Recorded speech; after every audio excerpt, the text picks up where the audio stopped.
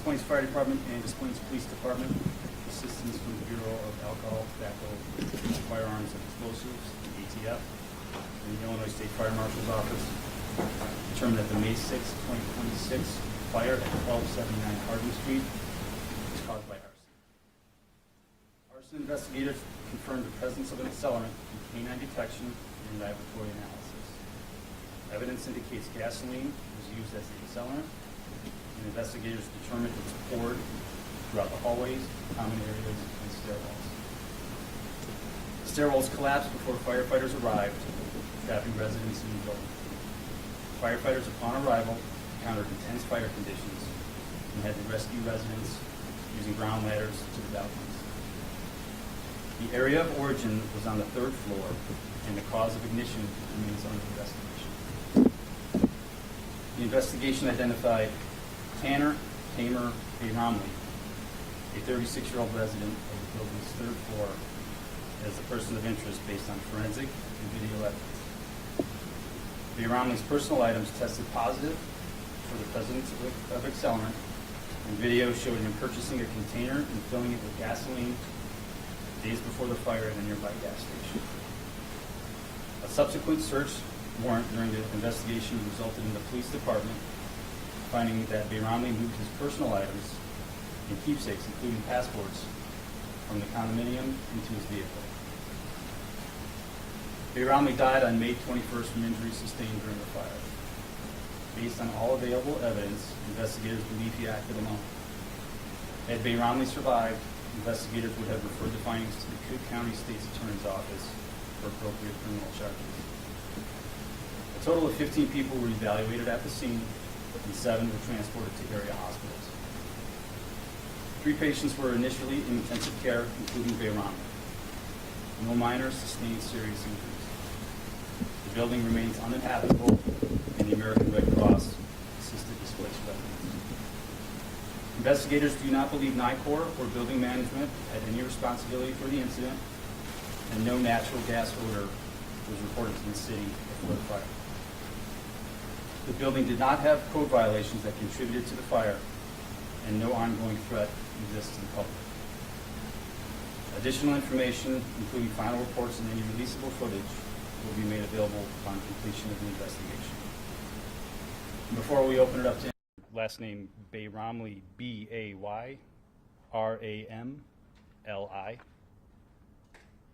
Last name and first name? First name Tanner, Taner. Just one N? Yeah, one N. You said he lived on the 3rd floor of that building, correct? That's correct. What was his age? 36-year-old. 36, that's right. No, sorry. Can you tell us anything about the victims? The 2, you said 3 were in critical care. Romley was one of them. What about those 2 other victims? Do you know anything about them? The 2 other adult victims have been released from the hospital and are expected to make a full recovery. I'm sure the thing everyone wants to know, including you, is any idea why? We do not have that information, and that cause still it is under investigation still at this point. So as far as your investigation has proved to this point, there wasn't any notes or anything, or any kind of communication? No, and I'll bring Chief Anderson up here too. Sure. That is definitely the question we're all trying to answer.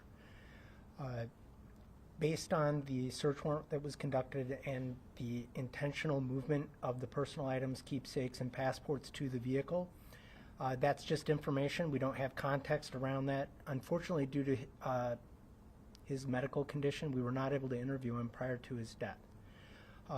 Search warrants have been conducted and are still waiting evidence for digital evidence for related to electronic devices, subscriptions, and stuff like that. We just don't have that information at this time. We're hoping that that provides additional context. We did have some witnesses in the building discussing that he had acting erratically and strangely in the days leading up to the event, but we don't have any context around that. We will continue to gather that information, and when we have those answers, we'll be able to provide them. It would probably be just speculation, but do you assume that he was trying to escape and just failed? I mean, it wasn't. Do you think think this may have been suicide, or? Again, we're just speculating, and I'd just rather not speculate. As I said, we've just provided what we do know, and I just don't have any further information to provide clarity on that. But his unit was on the 3rd floor. That's correct. Anything else that's next for you guys in this investigation? Are you guys considering this closed, or what's ahead here for the department? Great question. We're absolutely not closing the investigation. We're still waiting, as I mentioned, for electronic evidence that we've subpoenaed, and we just need to let that come in, and that we're hoping would provide additional information, cell phone providers and stuff like that. Very frequently that provide, everyone lives on their phones. It can provide hopefully some context as to why what happened. So we're going to continue to investigate until we have all those leads chased down, and we have as many answers as we can get. In terms of the items that he removed from his unit, did that include a cell phone? It did not. There was a personal computer, though, that was moved.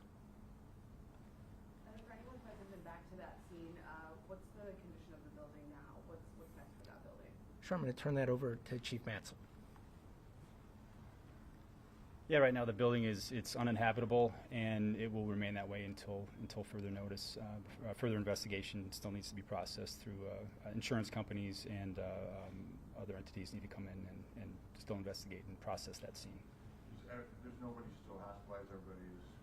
Correct. Everybody's out of the hospital. Yep.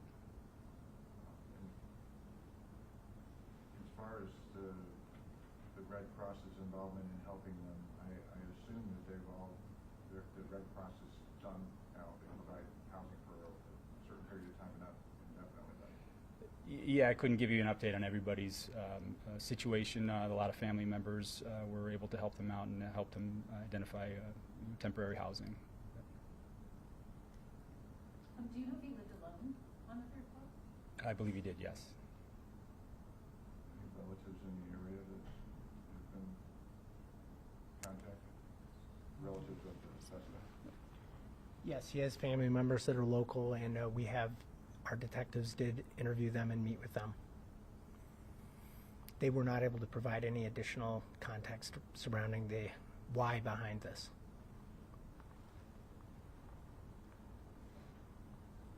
Is it frustrating for you to at this point? I mean, obviously several months ago, and just as in general, it's got to be. Very frustrating. These are complicated events, especially when you have fire where there's so much damage. It's sometimes difficult to gather evidence and evaluate what happened. So yes, it's very frustrating, and really it's frustrating for these individuals that have been displaced, the victims. I can't imagine your whole life changing that way in the middle of the night, and our hearts go out to them, and we just, that's why we're going to continue the investigation, is to give them as much closure as we possibly can.